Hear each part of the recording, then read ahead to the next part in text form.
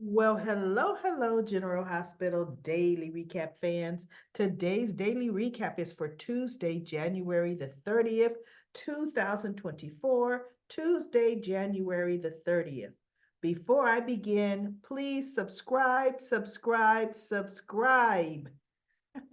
this YouTube channel. Hit the notification bell so you can get notifications whenever I go live. So, subscribe, everybody. Now, you know what? Let's get the nothing stuff out the way. The nothing stuff. Jordan and Anna go see Brennan, who is actually in Pentonville, right? They even have him handcuffed as Anna and Jordan are visiting. Everybody else, they just been, picnicking pretty much sitting at the table. Nope, Heather wasn't handcuffed. Drew wasn't handcuffed. I mean, goodness, Cyrus Renault wasn't handcuffed. I'm surprised they have Brennan handcuffed. Um, Pretty much. He didn't tell Anna too much of nothing. Letting them know he's gonna want to collect my eyes, little allergies, y'all. He's gonna want to connect, on the information he's given, which is nothing. And he tried to get under Anna's skin, which she did look a little unnerved. Why, I don't know, right? Don't know. So what he ended up actually telling them was, yes, the WSB confiscated this big arms shipment, right? Unregistered weapons, they logged them in and was transporting them to a WSB facility when the whole shipment came up missing. And that's why these guns are showing up on the street. And he said, if you could track down who is selling shipments, guns in Port Charles, then you'll know who shot at Sonny. I don't believe it's Cyrus Renault. He didn't deal in guns. And yeah, I believe if they're about to bring back Lorenzo Alcazar, it's the Alcazars. Because the Alcazars dealt arms, they sold weapons. So it's going to be interesting. Who's selling? And I think it might be an Alcazar because it ain't Nicholas. Let's be real. So we'll see. We'll see where that goes. And he told Anna, "You'll see me sooner than later." She's just looking at it like, and Jordan is like, "Yeah, don't count on it," or whatever they said. But anyway, that was them. Then we had Ava and Sunny are on the island. Ava told Sunny that he needs to talk to Avery. And he goes, about what? Avery's too young to know what's going on. She goes, no, she's not, Sunny. She goes, I'm not talking, because Sunny says, I don't have to have a conversation about why we're at the island with her for long. She goes, Sunny, it's not that. It's the elephant in the room. She says, but eventually you will have to have that conversation. But you know what? Sonny never had that conversation with Christina. Really, he never did. Only Michael really knew about the business because Michael ran it at one point, and Michael was a precocious child, always into stuff, right? But anyway, she says, no, Nina, Sonny. Has noticed Nina's not coming back to the penthouse. She hasn't been there in a while. She notices your mood. Just like I notice your mood, she notices your mood. She hasn't said anything to me about it. Ava said, but she said something to me about it. And you're going to need to talk to her. So she came in the room. She had been picking seashells. And she gave one to Ava, gave one to Sunny. And Sunny said, come on, honey, let's sit down. Daddy wants to talk to you. So Ava's like, I'll just go and unpack my clothes. And he goes, no, Ava, I would like you here for this too. So she's standing in the doorway. She didn't come and sit on the couch next to Avery, but she's standing there, And he said, I'm sure you've noticed and you might be wondering why Nina's not back at staying with daddy right now. And she goes, mm-hmm. And he goes, you know, honey, it's sometimes when you're an adult, things happen and you have to spend some time apart while you're working on it, to see if things can get better. And she goes, oh, okay. And she goes, do you think I'll ever see her again? Because she was nice to me. I liked Nina. So he looked up at Ava.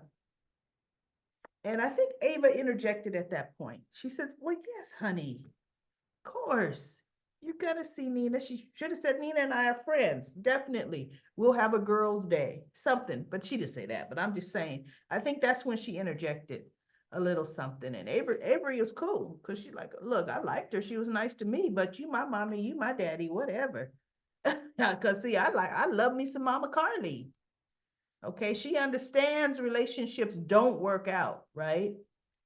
So Dex is patrolling the perimeter to make sure everything's secure. They beefed up security even more. Well, guess what? Not good enough, I guess, right? Because Dex sees one of the guards is down. So he instantly says, man down, man down. Everybody get eyes on this Corinthos family.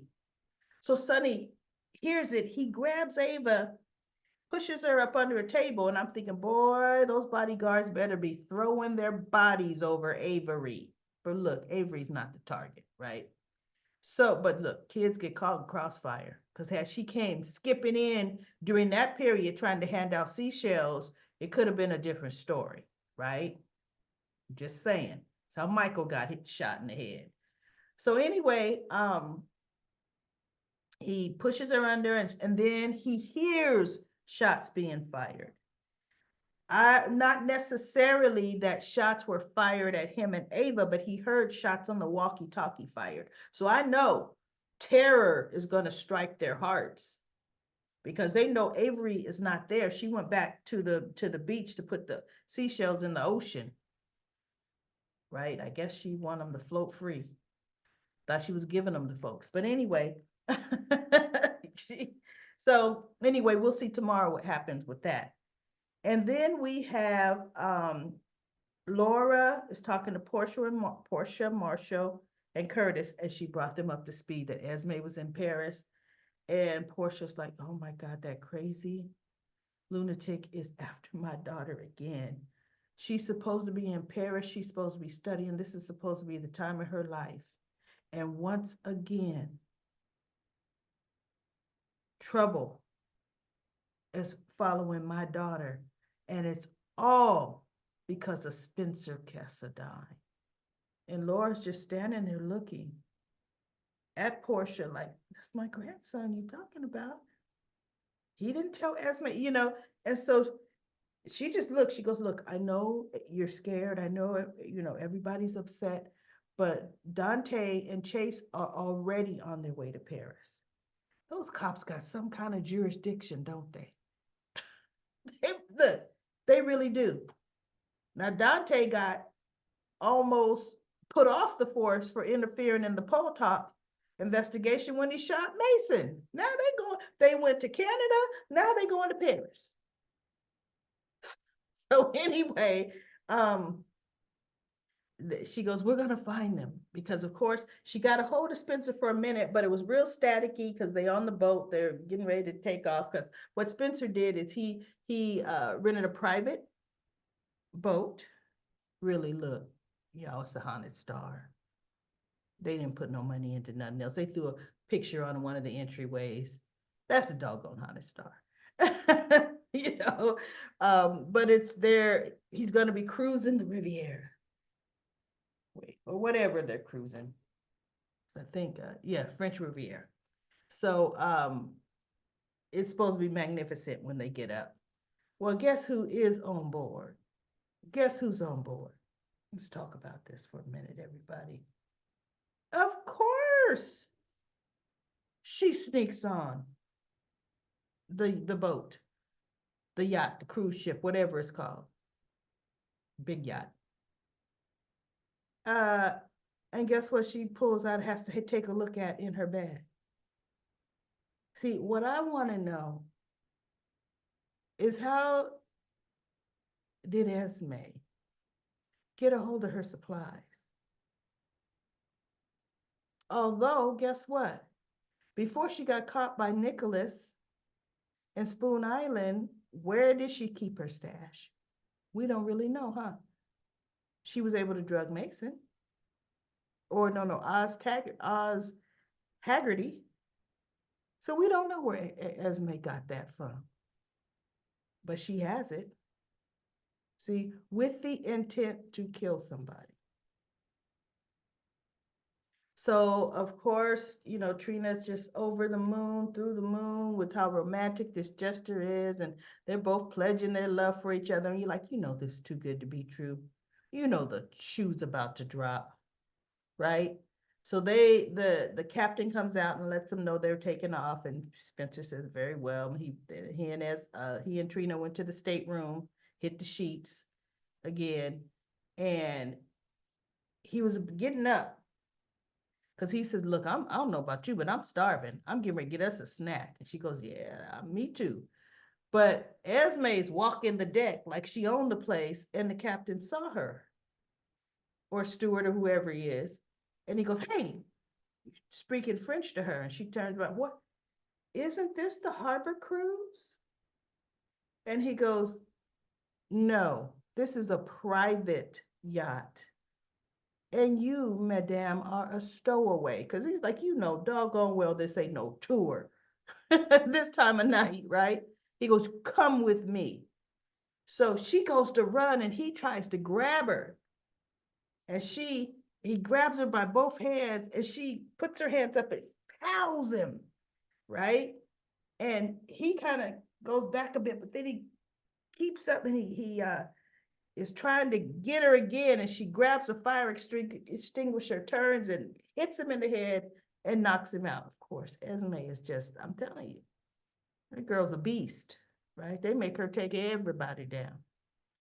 But when she hit him that hard and he hit the ground, she actually went over to check to see if he was breathing. She's like, I'm sorry. Oh my goodness, I'm sorry. And I'm thinking, are you really sorry, Esme?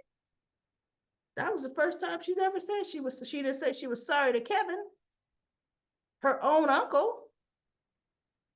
So of course she drags him off. But Spencer, as he's walking, he notices, because that's an open doorway where you could see out the water. So he looks out as he's going by, but then he looks down and he sees that trail of blood. So he goes in, he steps out to the deck there, and he looks and he sees it. And he looks up. See, he already knows, oh my God, Esme. Because when Laura called, it was so staticky, he couldn't hear her, right? Last he knew, Esme was in Canada.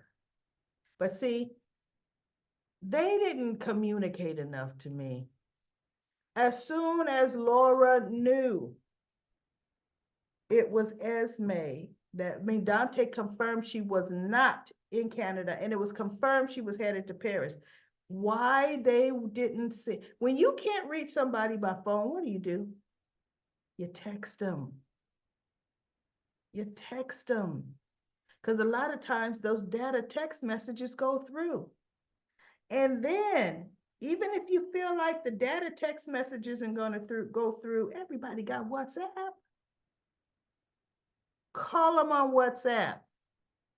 That's not a regular phone data line. Make a WhatsApp phone call.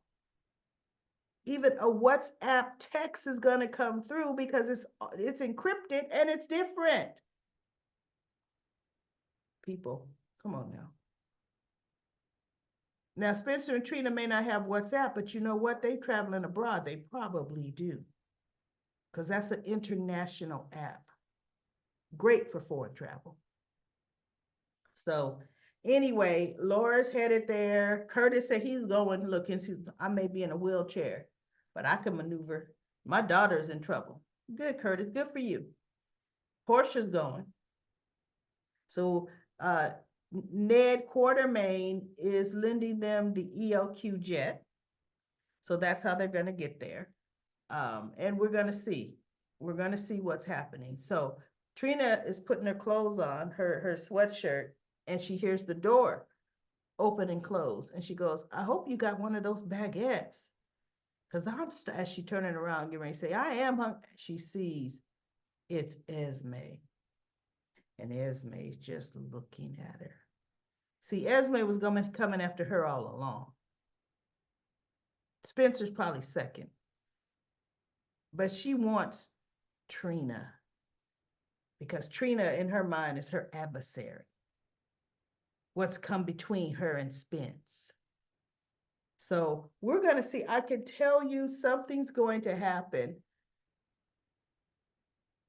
I don't think anything's going to happen to Trina, but like we all know, something has to happen to Spencer so he can be gone for 4 months. And let's face it, everybody's already always presumed dead. So we'll see. But tomorrow is his last day on camera. So tomorrow's episode is going to be really, really good. So then let's go to his case real quick, the Muldoon case. Tracy, she went out to Miss Muldoon at last episode, and she tells her, she goes, I need you to listen. I need you to understand the type of doctor he is, and blah, blah, blah. And then we didn't really hear the rest of the conversation, but we knew Tracy was going to bribe her. You drop the case, boom. I'll hit you up with a few mil. Because that's all you're going to get anyway in this case. So anyway, Martin asked Finn, okay, Dr. Finn, how do you want me to play this? And the judge is back in session, and he goes, I do not want a mother of 4 children. I don't want her to be a fraud case I don't want her drugged through that. I don't know. No, we don't play it that way. We play it the original way. Right?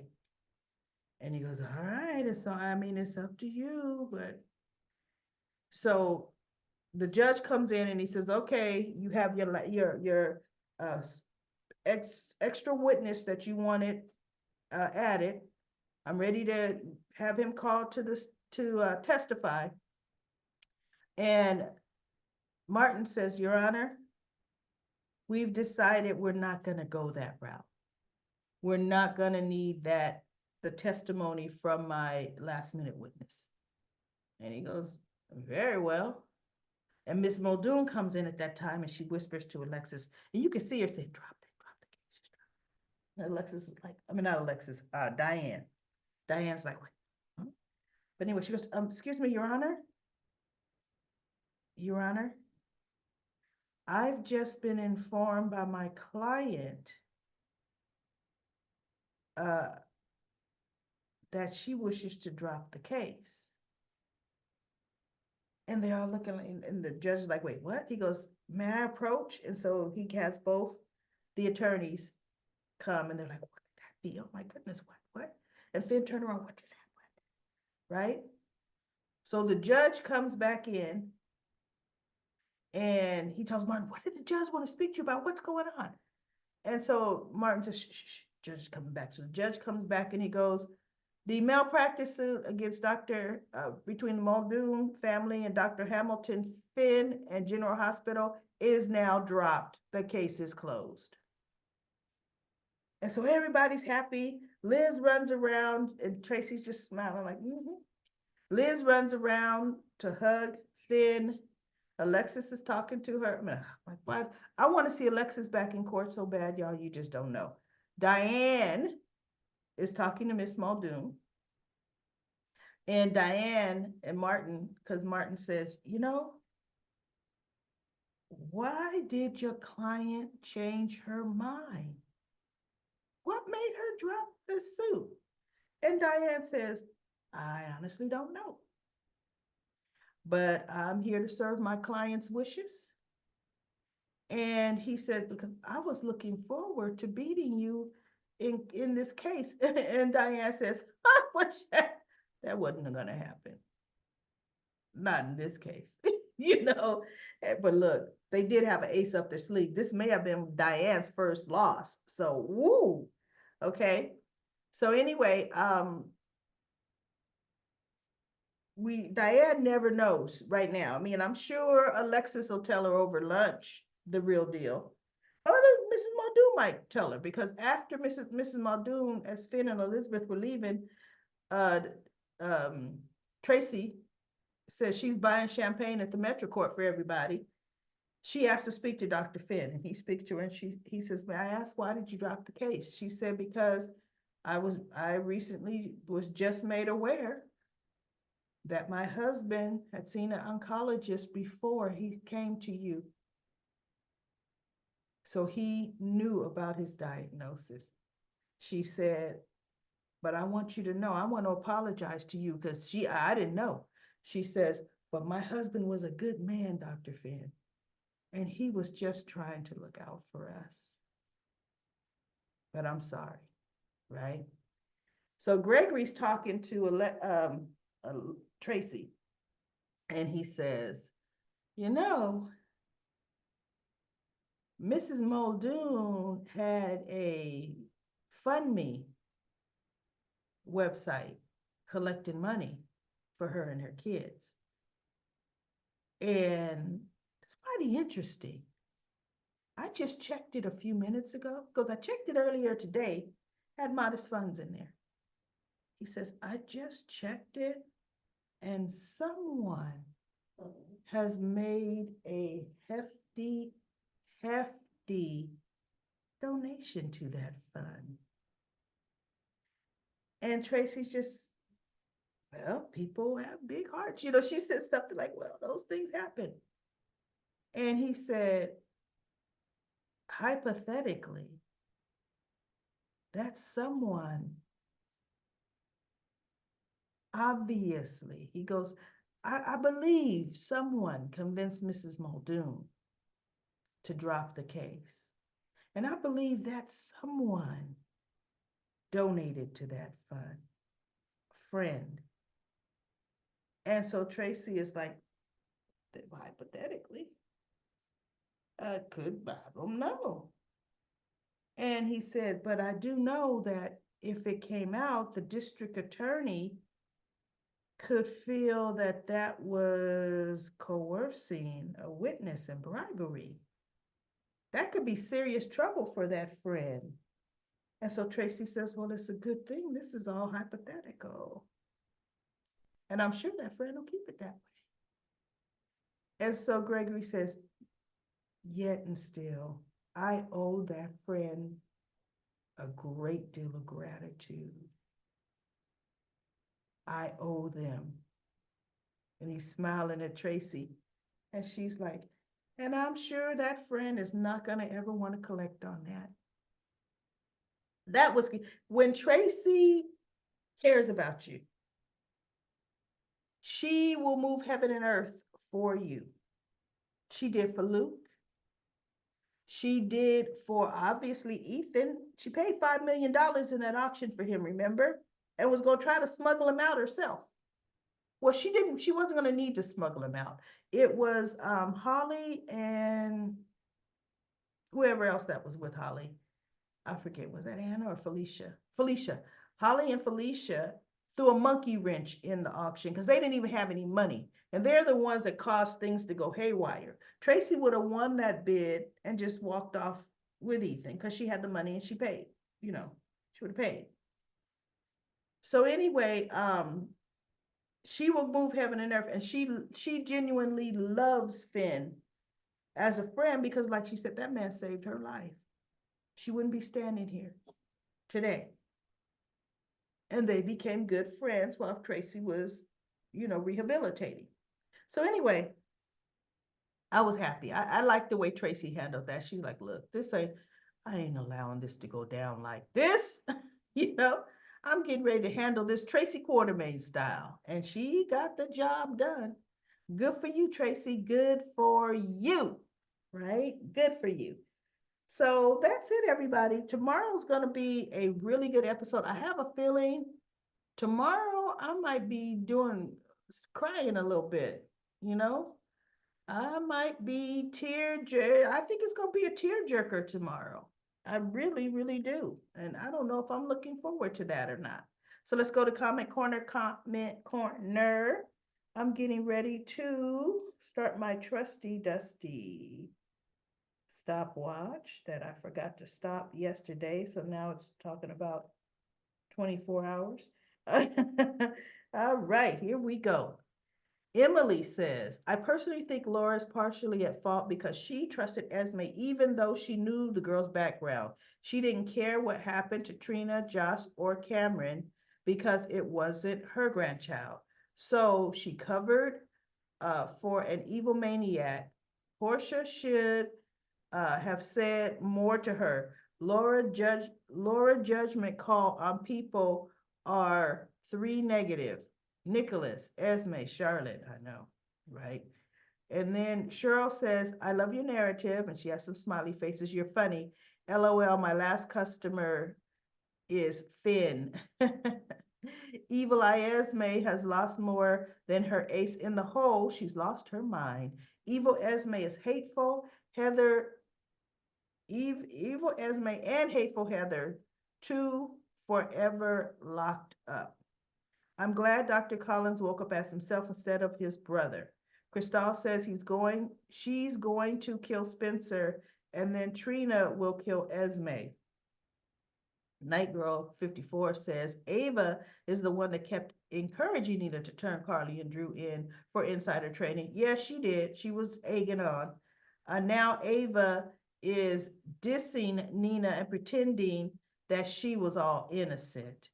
P. Merle says, can you believe Portia is such a hypocrite? She stooped to using Esme to break up Trina and Spencer. Now she's too through with Esme, please. Denzel says, I know, I guess I know. Crazy Esme was in Paris, going to go after both Spencer and Trina since the actor Nicholas Chavez is playing that plays Spencer will be leaving the show temporarily for 2 to 3 months. It's 4 months actually. He's going to be gone for 4 months. Um, since he's doing his Netflix movie, Monster. So I think the writers are going to write Spencer to be announced or dead, since he's going to be out of GH, and Esme is going to exit and take a break on the show too. Um, I just want to see the fight between Trina and Crazy Esme Doe. It's going to be war this Wednesday. I don't know. I think Trina might be scared. I I don't know if that's going to be a real fight. I think Esme will have the upper hand. When you're dealing with a psychopath, that kind of invokes a different kind of fear in you, right? Just terror. Um, Lisa says if Esme did anything to that charger, it would be a listening device to know where Spencer and Trina were going, on Paris so that she can follow them. I'm scratching my head here. How did Esme find them in Paris? I know. I hope Alexis freezes her credit card and leaves and leaves her stranded. I would hope she would freeze that credit card because yeah, then what's Esme gonna do? And in the big city of Paris, how would she have known how to find them? I don't get it. And even if it was a listening device in there, Spencer did all this planning for the evening, like with the hotel, because he had the hotel move all their stuff to the boat and all that. That would not have been, she wouldn't have heard on there. And then Lisa says Sam gave the voting rights of her kids' share until really, you mean of not her kids, of Scout's shares, because it wasn't Danny's. Scout shares, because Danny has money from Jason, until they're 18. Well, I guess that was Sam's part of the voting shares were for, okay, the voting shares of ELQ were not Sam's kids. They were, well, yeah, both of her kids are Quartermain descent. Danny through Jason, Scout through Drew. So yeah, her kid shares until they're 18. Valentine to Valentine and ELQ to so she could see Jason when she was on parole. Oh, that's right. Remember, they weren't gonna let her, she couldn't see him. And she had a real tough parole officer. Yeah, that's right. I remember that. It has nothing to do with Aurora. She still has her half ownership of Aurora. Yes, she does. Michael's just running it for Scout. Shop Girl says, when Sam and Drew divorced, Drew became sole owner of Aurora. No, he did not. Mm-mm. Sam did not give up Aurora in that divorce settlement. When Drew sold, what used to be Sam's half of the company to Jax, it was when Nina, wait, you know what? Did Drew sell half Sam's half to Jax? I do somehow recall Jax having something to do with Aurora. Now that you mention it, Shop Girl, you might be right. Okay, to Jax, and that's when Jax was Nina's boss, and Hayden briefly served as CFO. When Drew was presumed dead, Sam controlled Drew's half on Scout's behalf. That could be it. And it was Michael she hired to run the digital division while Jax ran the print division. That's right. When Jax left and Drew came back, I think he took control of the print division, but did Jax sell him the part of his, because I don't think Jax has any ownership anymore. I'm not sure if Jack sold it back since he disappeared suddenly. That's right. Yeah, they look, they really just Jax went out for tea and never came back. And Joss and Carly didn't think that was strange at all. I am says Tracy is all about blackmail and payoffs. And guess what? It's paid off with this trial. Lisa says my grandchildren would have known not to run to Canada. It was a false lead from Esme. Curtis has to know it won't be easy to stand and walk again. He will get determined the way Sonny did when he learned to walk again. I'm glad Stella is there to encourage him to keep going. And P. Merle says, yes, but sometimes Stella is a blessing in disguise.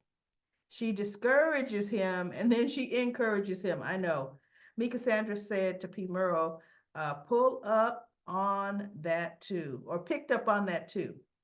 And then Lisa says, Tracy is going to tell Mrs. Muldoon that her husband blew their money and set her up to sue Dr. Finn, and he knew about his cancer. Cancer. We set her up to take down a good doctor, and she's about to lose the case. And then Lisa says, how can they prove Mrs. Muldoon was scamming Finn? I hope Sam found proof that he knew for months and he knew he had cancer. Well, that oncologist was going to come and testify that Muldoon did come see him. So yes, he knew, right?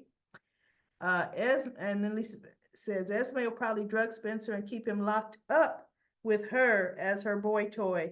She wants Spencer to want her as he is twisted. Wait, is she as twisted as her mother and Ryan? The way Ryan wanted Esme. I know. Ryan was crazy obsessed over Esme. And Cheryl says Tracy is going to blackmail that woman. Lisa says, I'm so glad Kevin remembered what Esme was doing. Everyone jumped right to what Esme wanted them to do by running to her nanny's house in Canada. Esme is on her way to Trina and Spencer. She has big plans for both of them. She is going to hurt Trina and get Spencer for giving Ace to Nicholas. She is one step behind them. And then Lori says, I hope the boss of the FBI guy that grabbed Jordan is Taggart. Taggart ain't nowhere. GH can't never come back and write the name Taggart on a script. He's so useless. They're gonna even use have Curtis in a wheelchair go versus her own daddy. And look, Portia didn't call her daddy. He's watching and going after Brennan and Pikeman. No, you giving Taggart too much credit, Lori. Cheryl says, here comes Looney Tunes Esme. And Dacia says, Tracy told Finn to think about his own daughter and not anymore else. So you mean anyone else? And then Dacia also says Tracy is going to scare the woman and make her drop the lawsuit against Finn. And then I am says, glad Kevin is Kevin and that Alexis confirmed Esme went to Paris. Does anyone know what happened to the evidence Victor left Spencer? Um, it was in the safe security box at the bank. I think it still is. Remember, Spencer put it back in there. I'm so tired of hearing about Auntie giving up her life to raise Curtis. It's exhausting. Yes, it is. Love me some Tracy. I'm glad she and Elizabeth told him to put Charlotte's needs first. And then DB says, I'm happy he woke up. Um, I'm happy he did not wake up thinking it was his brother. And then Pete Merle says, you mean Violet. Charlotte is a Cassadine. Yeah, put Violet's needs first. And then Lucy says, hello, recap lady. I have mixed feelings about Kevin and his evil twin Ryan. And I am says Ryan was pure evil. And Lisa says, yes, Ryan was so evil. I'm glad he's gone and Kevin woke up as Kevin. Yeah, I'm telling you, I don't want to see another Ryan Chamberlain storyline at all on General Hospital. So that's it for Comic Corner. I was actually able to speed through, even though I went a little past 10 minutes. I knew I could finish it up, so I'm happy that I did. I will be back tomorrow for another daily recap of General Hospital.